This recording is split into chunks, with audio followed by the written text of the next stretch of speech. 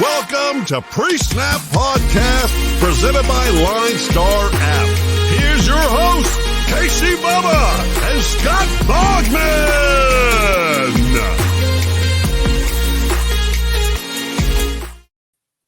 And welcome back, everybody, to another episode of the Pre-Snap Podcast, brought to you by the wonderful people at LineStar Sports. Make sure you check them out on the Twitter at LineStar app and at LineStar NFL. And more importantly, download the app in the Apple App Store and the Google Play Store. Everything you need in the palm of your hands to build your winning DFS lineups.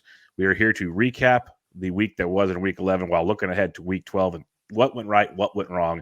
You can find me on Twitter at BDentric and my co-host, as always, on Twitter at Bogman Sports. Scott Bogman, how we doing, man?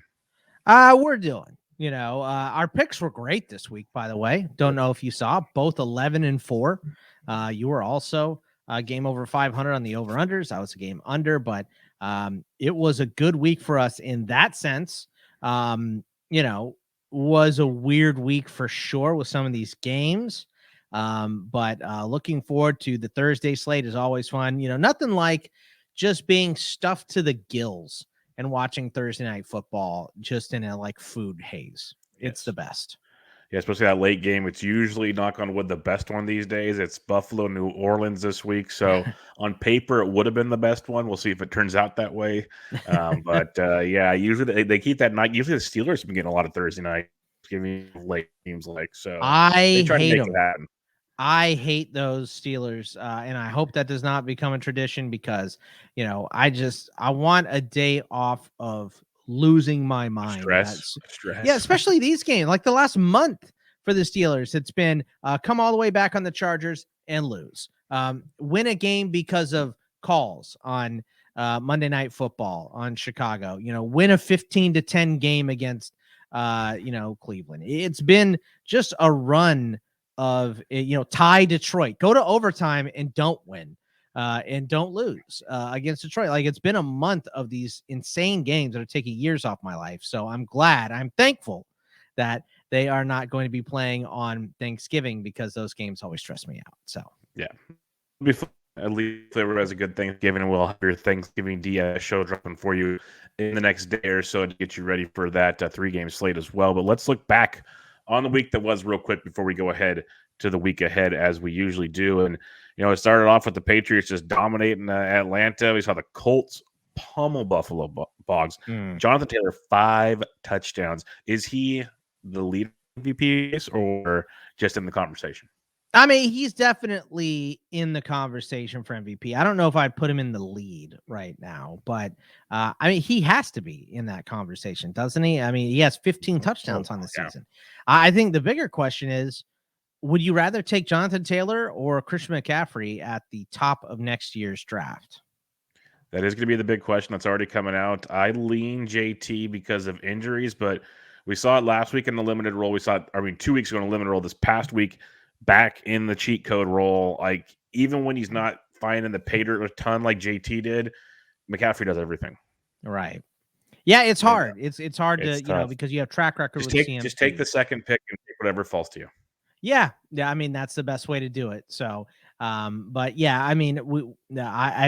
Taylor was awesome, and didn't even have to sweat guillotine. I'm in the final 5 now for that, nice. So I'm really happy about that league. Didn't get him in any of my DFS lineups though, so that was a little disappointing. But he definitely won people weeks for sure, and money, and so did Austin Eckler. So. Yeah, it's a good thing that Eckler was not on the same slate because, man, if you would have paired those two together, because some people already paired up the JT with the Devontae Adams with the Justin Jeffersons, which just broke the world. If you would have had Eckler on there too, my Atlanta. Yeah. Craziness, pure craziness.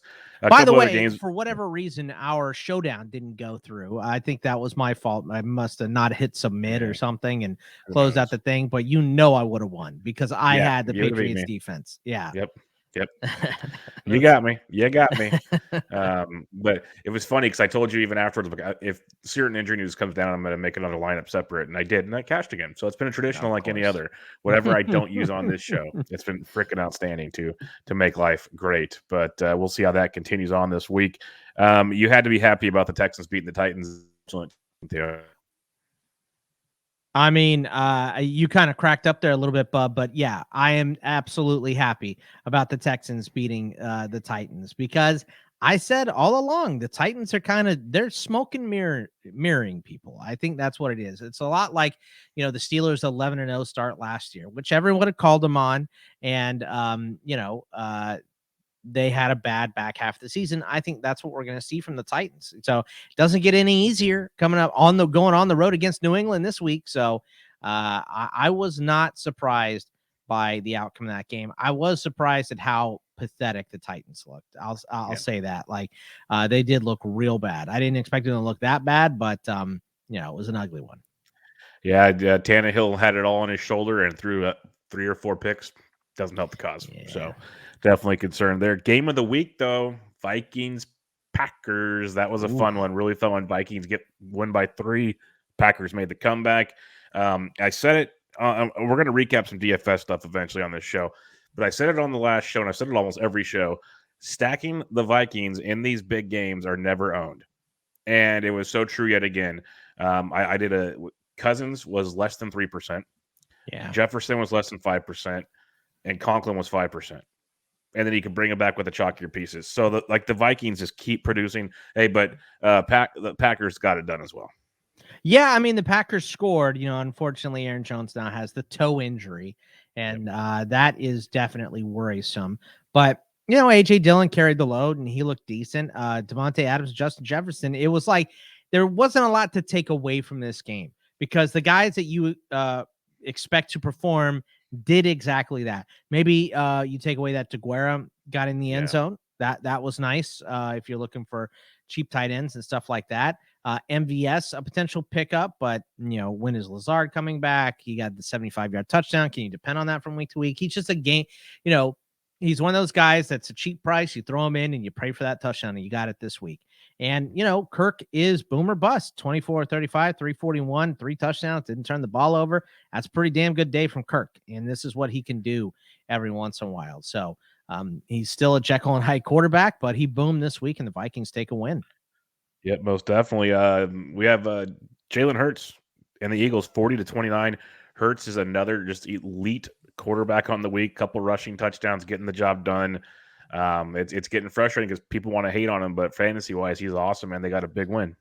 The most disappointing news of this week was that my guy Adam Trotman has sprained his MCL and is probably going to miss 3 to 5 weeks. I was devastated when I saw Schechter's report today.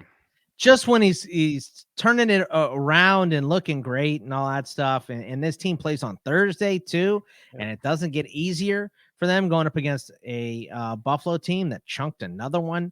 So, but Jalen Hurts with his 3 rushing touchdowns, man. Miles Sanders, how many times they run in this game? They ran the ball.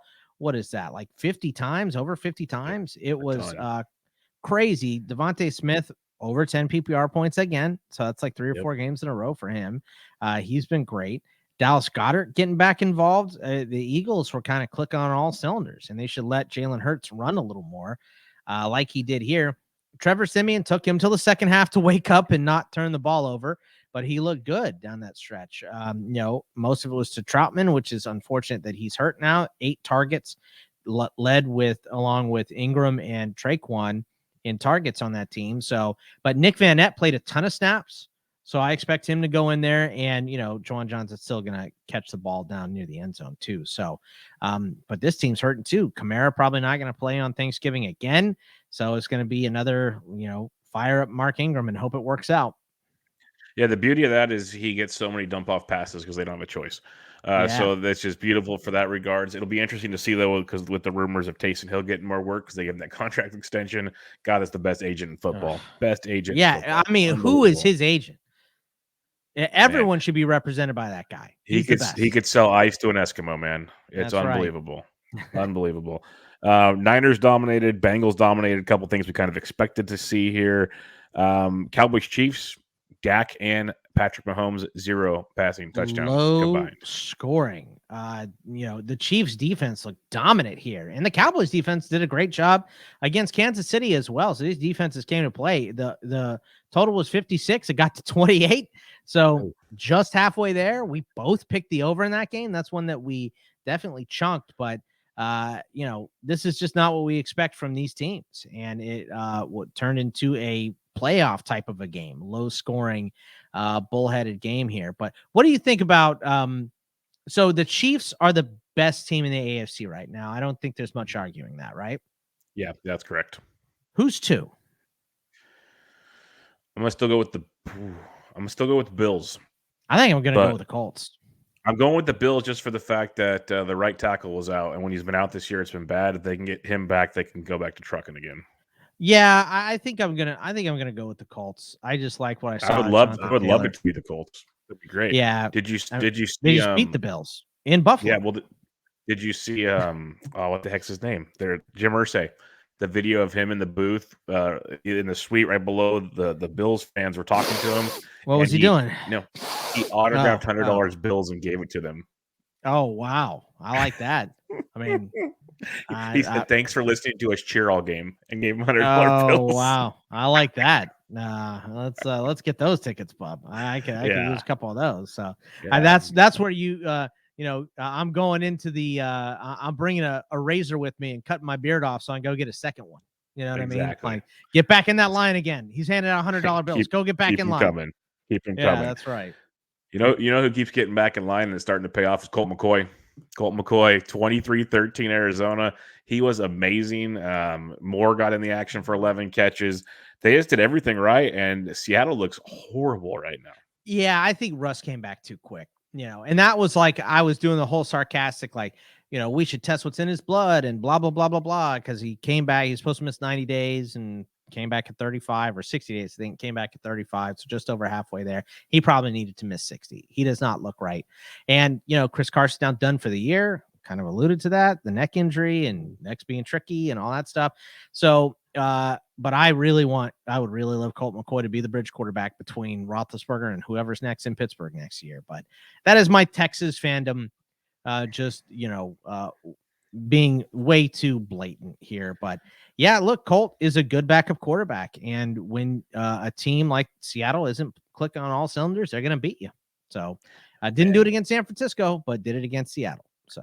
And Colt McCoy in your Steelers gear would be freaking ridiculous. Ooh. Like you talk about fanboy. I'd be losing it. Yeah, that'd be a rough one. I'd probably end up with Marcus Mariota or somebody. Yeah. Let's talk about you losing. Let's talk Sunday Night Football. Chargers 41-37. I'm just going to let you have the floor because they put up 37 points, which was more than I thought they would, but they gave up 41 because Austin Eckler is a monster. Yeah, look, you're missing so many parts of this defense. TJ Watt was out. Joe Hayden was out. Minka Fitzpatrick is out. Alualu's been out. Stephon Tuitt hasn't played a snap this year. Like, it's just too many injuries on the defensive side. And the Chargers punted one time, and it was blocked and almost scored on it, right? So the other way that they got the ball back was by getting a pick. So, the defense has nothing right now. Hopefully it changes this week. I don't think TJ Watt's going to be good enough to play, which probably ain't going to do it. Minka has to, go through COVID, and we have to see what Hayden's status is. I think his is like a 1 to 2 week injury. So I'm hoping he comes back, but it's not great on the defensive side, but it was really nice to see Justin Herbert get back into a rhythm and go, 30 of 41 to 3 touchdowns. The one pick was just because Cam Hayward is a stud, and Eckler just got in the end zone. And I definitely loved Keenan Allen this week, and he got it. And look, Mike Williams had the big touchdown, right? The 53-yard touchdown. But you take that away. I know you can't, but if you take that away, it's another 4 catches for 40 yards. And it's been kind of bad for him recently. This game was great, but this was his first touchdown since October 10th. And the games between then and now, 2 for 27, 2 for 19, 2 for 58, 4 for 33. This one was 5 for 97 and 1 because he had the big touchdown, but it was late. So I just don't know if I'm depending on Mike Williams moving forward. But, Deontay was great. Chase was good. Najee just got stopped. You gotta give it up. You got to give it up for this Chargers line too, because they've been getting pushed around the whole year. And then when they have, Bosa doesn't practice the whole week because of COVID, and Linval Joseph doesn't even play. Like, they Artillery, I think it was, they were strong against the run, and the Steelers only ran the ball 12 times because they were down most of this game too. So you get up and you don't give them the option to run in your bad run defense. So it's a great game by the Chargers. You have to give them the credit. All right, Monday Night Football is kind of a dud as expected. So let's recap the week, Bogman. Let's just move on from that one, and we'll talk the optimal lineup when it comes to the DraftKings slate this past week, because there's a lot of points to be made out there. And week 12 is not what I want. I want week 11, folks. There we go. Week 11, and it starts with Aaron Rodgers, Jonathan Taylor, Joe Mixon, Elijah Moore, who had a monster game for the Jets. He did. Justin Jefferson, MVS, Zach Ertz, who took 2 of James Conner's touchdowns away. Marquise Goodwin, flashback Niners fans. He was in the flex position, and the Texans defense for $2,000. The bare minimum got you 16 points. This put up 286.5 points. Dude, who was the least played out of all those? It had to be the Texans defense, right? It was either Texans or Marquise Goodwin. It doesn't have percentages here. I would assume Marquise Goodwin was like next to 0%. Marquise Goodwin, Longhorn as well. So yeah, okay, yeah. But like most tournament winners I saw was around 205 to 210, give or take, and they had Rodgers and Taylor and Jefferson. Yeah, they had Devontae Adams and MVS. So it was interesting combos. Yeah, it's that little stack that you were talking about, right? So it's a little Packer stack with other pieces of some high scoring games, or in the defensive side, the low scoring games. So that's a great lineup to have. So and this was, we talked about it a couple weeks ago where defense took the week, I think 2 or 3 weeks ago, and every game like hit the under, and it was kind of draggy, and it was that daylight savings week, right? It was because I was sitting there going, is there some correlation to daylight savings week and bad football play? Because they were bad on Saturday too, and then they were bad on Sunday. So it was horrible this week. Right. But this week it was all offense, except for in the game that we expected it the most, in the Kansas City and Dallas game. It was pretty hardcore offense. Even the Steelers game was 41-37. So Debo too. I mean, I'm surprised Debo wasn't in there. How about Debo getting 9 touches and 8 of them were rushes? The lead back. I was watching most of the game because over here in California, that was the game we got on Fox, and he could have ran for 100+ yards if they actually would have used him. He was so easily and gliding like a gazelle through that field. Dude, Welsh and I do bet this league, and we talk a lot about props, and I just laid a bunch of money on that Debo over 5.5 rushing yards prop. I hit it in the first 2 minutes. So yeah, that was a great one. Easy. It was too easy because we even talked about it last week. Like he's gonna get more carries out of the all this stuff. Like that's an easy prop. Well, he's the best running back on that team. Even when I tweeted that out. Yeah, I tweeted that out like after his first carry. I'm like, the RB1 for the Niners is also the wide receiver one, so watch out. Yeah, I mean this is like you're watching Hines Ward reborn right here. Yeah. So love watching Debo. Yeah, no, he's awesome. He's absolutely awesome. So it was a fun week to say the least. I don't know if you have your picks from last week close by. I have mine, so we can review those at least. At quarterback, I had Burrow, Cousins, and Fields. Cousins worked out great. He helped me a ton. Fields got hurt, and that was just a weird game. And Burrow, I was watching part of that game, and that offensive line is even worse than I expected. Yeah, it was.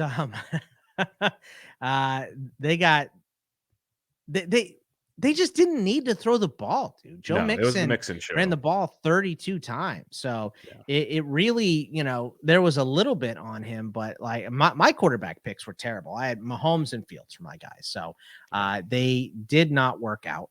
Mahomes just kind of reverted back to what he's normally looked like, and Justin Fields got hurt, like you mentioned.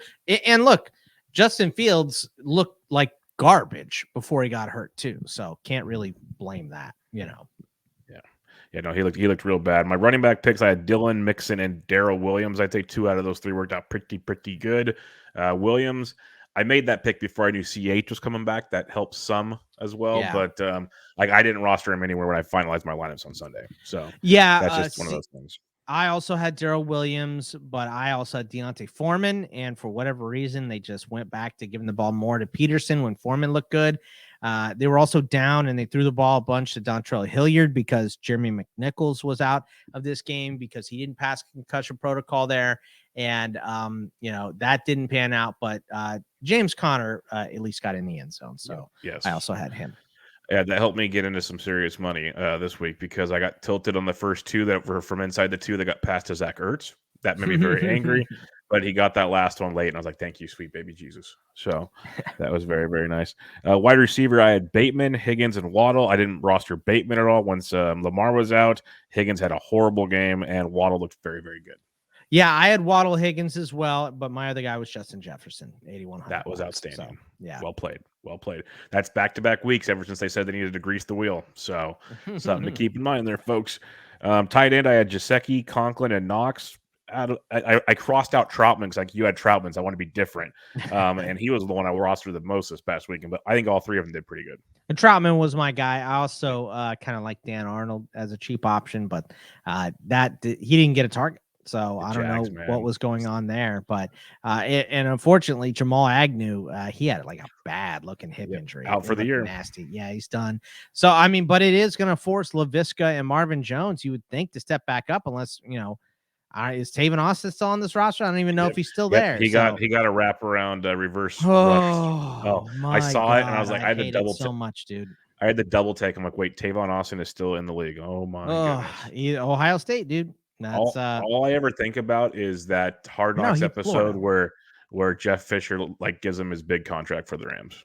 Yeah, I mean, dude, it's hard to watch, but now we're gonna see stupid Tavon Austin taking that Jamal Agnew role, and then LaVisca and Marvin Jones probably won't get the more targets that we're looking for. So. Cool. And then the top stack, Cincinnati, Las Vegas, worked out okay, but this wasn't the passing game. It's kind of a weird not workout thing. Right. Dallas, KC obviously didn't. And then Green Bay, Minnesota, we talked about it time and time again.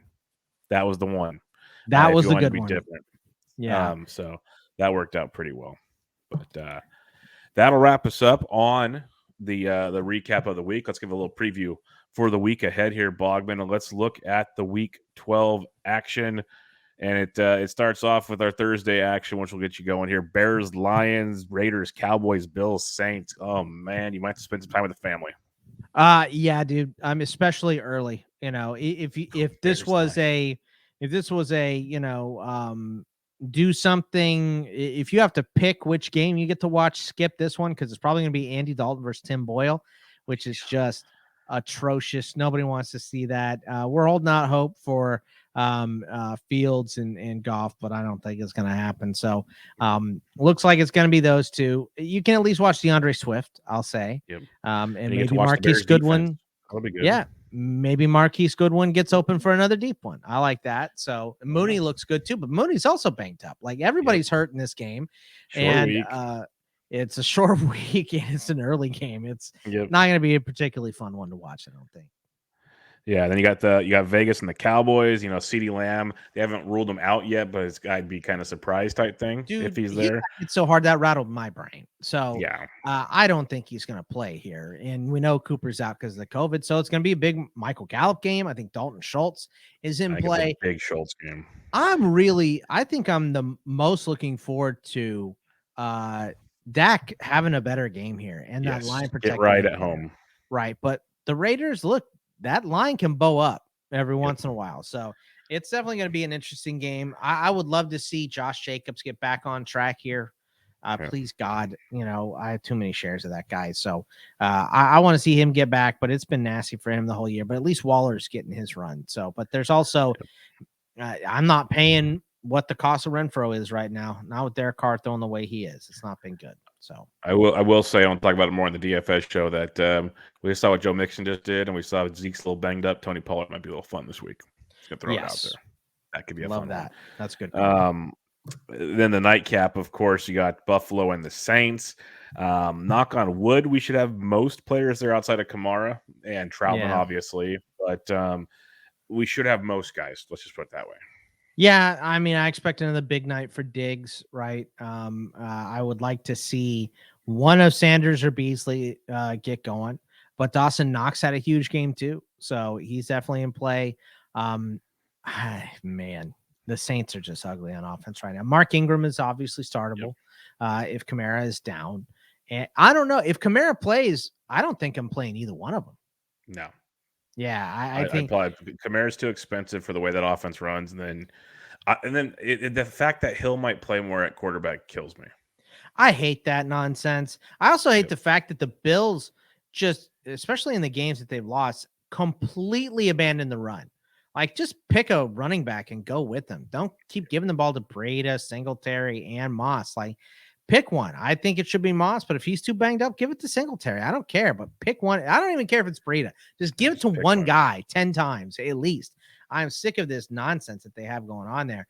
And Josh Allen's got to get better, dude. Like, this is it's been ugly. So, like I told you, it's the last 2 games with the right tackle. I saw a stat on Twitter. I can't remember what it was, but it's a massive difference with that right tackle out. Yeah, and look, starting offensive lineman going down is huge. That's you saw Roethlisberger get blasted right in that last drive against I almost said San Diego, against the LA Chargers.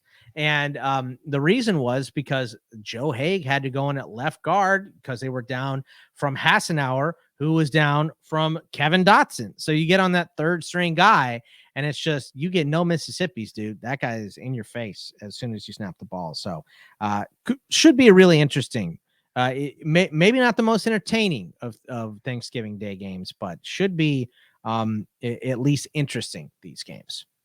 All right, we had a Sunday. We have a 10-game main slate, and then Sunday Night Football and Monday. Panthers, Dolphins. You got Cam and CMC heading into Miami. I don't know. Could be an interesting game. We'll see. Yeah. Tight spread. Cam, I'm excited to see him in his second game, and I just want to see Miami keep improving. It's going to be a tough one against a tougher defense, but I think Waddle's still in play. I think Gesicki's in play for them. Don't think I'd go with anybody. Even Myles Gaskin, who had the 26 touches last week, don't think I could go with him just because the Panthers defense is solid. Yeah. Don't hate that at all. Steelers, Bengals. That could be, do you get an escalator of sadness, or is it the whole other situation? I think it's going to be the escalator of sadness for me this week. Yeah. So the Steelers defense, the way it is, they got to play way better. So they're the strength of the team. And when they play it like they did on Sunday night, they're going to get soundly beaten. So I would definitely be picking the Bengals in that game. That sounds like a broken man, folks. Buccaneers, Colts. This is a good one because the Colts had a massive road win. Now you get Tom Brady coming to town. There's no letdown here, folks. This is going to be a fun one. So if you think the Colts are the second best team, they got to win this game. It's game of the week, man. Yeah, I think they do win it at home. So going to be a very interesting game, though. I mean, but Tom Brady has not been as good on the road as he is at home.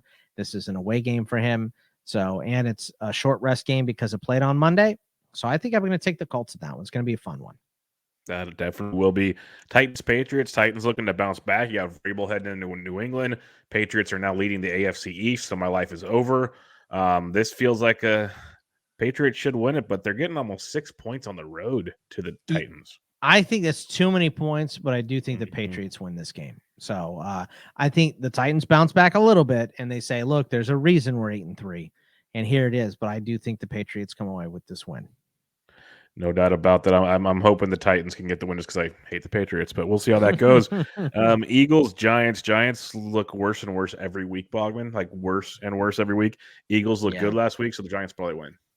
Yeah, dude, you took the words right out of my mouth. I was like, man, I finally kind of buying in on the Eagles, so it's time to lay that money down on the Giants, right? That's exactly it. Daniel Jones looked like garbage, but I think, oh man,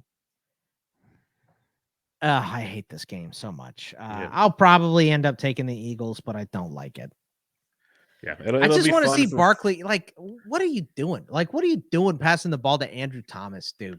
Why are we rolling Daniel Jones on every single play? Why is he rolling on all the plays? Let him drop back and sling it, dude. Like, I just don't understand what the Giants are doing on offense right now, because the defense isn't horrific. They're not great, but they play well. So it's tough to see this offense operate right now because it's ugly. It feels like it's like New York is like under Ghostbusters, so there's like a fog over the place. Any coaching staff of any program in the New York area just loses their mind and forgets what they're doing. So I don't know. Yeah, I don't know. Falcons, Jaguars. This is one you can just throw in the trash can. Oh God, who wants to watch this game? This is going to be a bad one. Dude. This is why you bet on sports, people, just so you can watch this game. I mean, the Falcons are giving a point to Jacksonville. I don't know about that, man. But funny, Jacksonville's so been miserable too. Yep. It's either like a 9-6 game or it's 41-37. I think it's more like that. I'm gonna at least hope for that. Let's play. Yeah. Let's have some good offense in this game. And but I mean, Jacksonville's 2-8, Atlanta's 4-6. I don't know. Atlanta can play a little bit, but that's a gross game. 8 touchdowns and 9 picks for Lawrence this year. Not great. It's bad. It's bad. And just the play calling in general, they're not utilizing them the way they should. It's bad. They're definitely not. Jets Texans, talk about bad 2-8 teams. Texans are favored for the first time this entire football season. Dude, I like this game better than I like the Falcons and Jags. I'll say that. That's fair. That's fair. Yeah, I don't like Flacco going again, so I don't know if they're going with him or if Zach Wilson's going to be ready or what's happening there. Don't like that. But Tyrod, it will look good. He's got to get Cooks back involved, though. And I would like him to stick to a running back. Even if it is stupid Rex Burkhead, whatever. Just give it to one guy. They gave it to him 18 times last week, but then they gave David Johnson the ball 13 times for 18 yards. Like, when can we just say he's washed? Like, what is it going to take to say he's done? Maybe he's great in practice. He's a good team leader. He's a great person. I know that. I lived in Arizona for a long time with David Johnson out there. Great for the community. Just an amazing person. He's bad at football now. So let's give Philip Lindsay another try. And if Philip Lindsay's bad, then, whoever. I don't care. Didn't they sign Jalen Samuels? Yep. Give him a run back there. I don't care. But pick a guy and run with him. It's bad. And with the Jets, no Michael Carter. He's going to miss 2 to 3 weeks. So it's Ty Johnson. But I like what Elijah Moore has been doing. So I'm excited to watch him again. Yeah, we'll see how that goes. Flacco wasn't great, but he wasn't as bad as I expected last week. So we'll see how that goes. Chargers, Broncos. Chargers going on the road of that big win, divisional game. Can the Broncos show up? We'll see. Everybody and their mom's going to be on the Chargers in this game. But this feels like a game where the Broncos kind of make it interesting, I should say. There are no such thing as trap games in the NFL. But this feels like a trap game. This feels a lot like the Philly and New York game because it's division rivals. And sometimes you throw that stuff out the window. And we've seen the Broncos surprise us, right? They went into Dallas and won.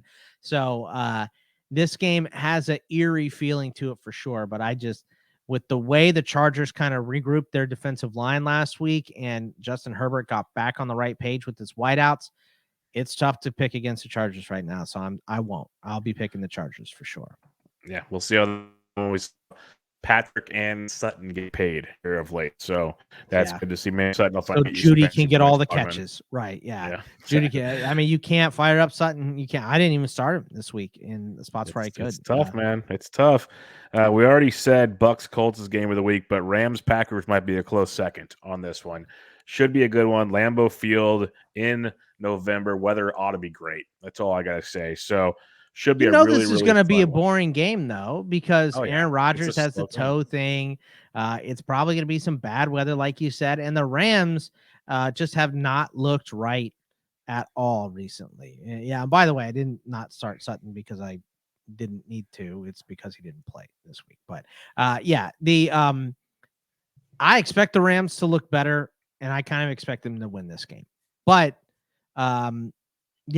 you get some of those indoor teams going up north to play outdoors and they get run through, but I'll take the rest over the weather for the Rams. So the good narrative you'll hear is Stafford's played in this many times. So that'll help him a lot because it's always the quarterback people are concerned about the most. But I think it's another good A.J. Dillon week. That's all I got to say. But we'll talk more about that as we get to it. Vikings at the Niners. This is a good one because I think the Niners are kind of overachieving right now because they've had some easier games per se. And I like this Vikings team on the road. So I'm very, very excited about this game. This is a good game. I think so. Everybody's going to be watching the Packers and the Rams, and I think this game's better. Yep. So and better to stack for sure. Yeah. Hopefully Eli Mitchell is back because I'd like to see Debo back out there at wideout. Vikings give up a lot of passing yards. So can Jimmy G take advantage? That's kind of the Niners go by if Jimmy G can take advantage or not. And I think he can. I think Ayuk has looked good. Kittle is healthy now too. So are you buying into Ayuk the rest of the way after we kind of were so disappointed early and now he's been getting it going? Dude, I really think that he was dragging around that hamstring injury for most of that time. So I'm gonna blame that because I watched Ayuk at Arizona State. I think he's a good wideout, and I like N'Keal Harry too. But the problem with N'Keal Harry at ASU was he bodies up corners, and you just can't do that as much in the NFL. So Ayuk's got speed. He's a precise route runner. So I always kind of thought that he was more hurt. So, and guys try to play through that stuff, and I think it was more about his injury. And now that he's healthy, he's good. Kittle's healthy now too. Debo's one of the best players in the league. So, if we get good Kirk, this can be another high-scoring, fun game. So, I think it's gonna be. I think it is. Yeah, I hope it is. Like the Niners defense has been playing better. Don't get me wrong.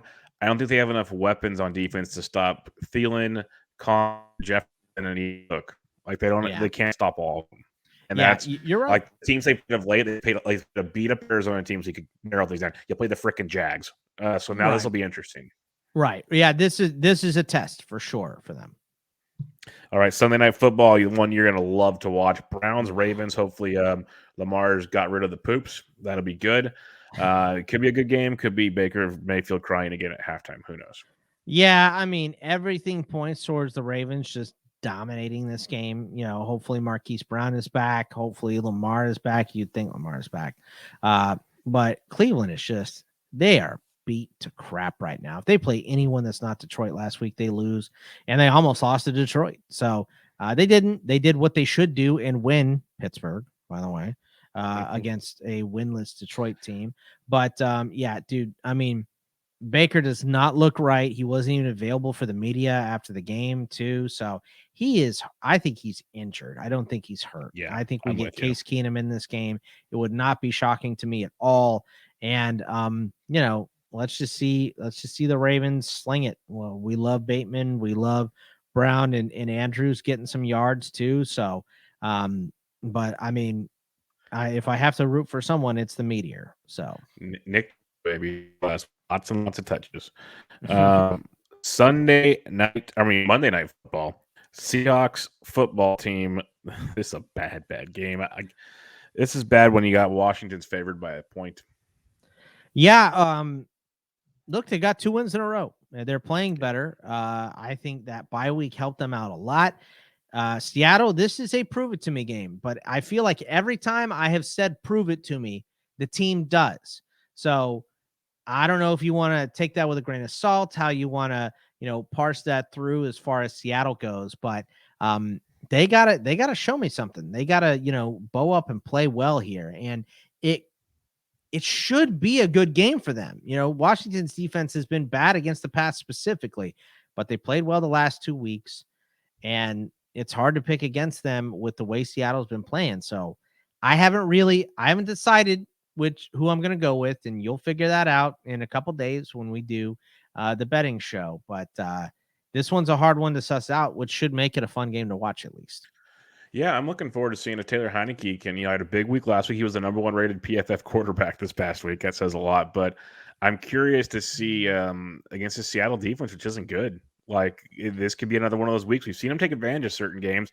There's other games he disappears, so the consistency hasn't been there with Heineke.